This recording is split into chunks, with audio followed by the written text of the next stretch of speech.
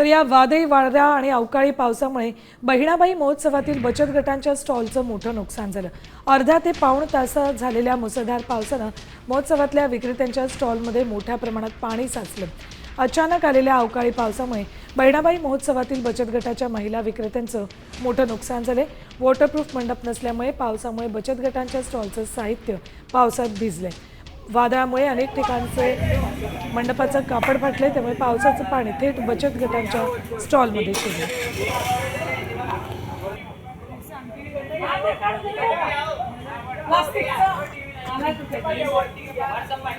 आमचा स्टॉल लावलेला होता। आज आमचा कमीत कमी 3 ते 4 हजाराचा माल होता। 30 किलो वांगे भाजून पडले। आमचं खूप नुकसान झालंय आणि आम्हाला भाडं पण परवडलेलं नाहीये आणि या पावसामुळे आम्ही खूप याच्यामध्ये येऊन गेलोय दादा। किती भाडं घेतलं? भाडं 5000 रुपये दिलंय आम्ही। अच्छा, आता लाईट का बंद येते? लाईट त्यांनी सांगितलं पावसामुळे लाईट येऊ शकणार नाही, तुम्ही त्याच्यामुळे तुमचं सामान आवरून घ्या।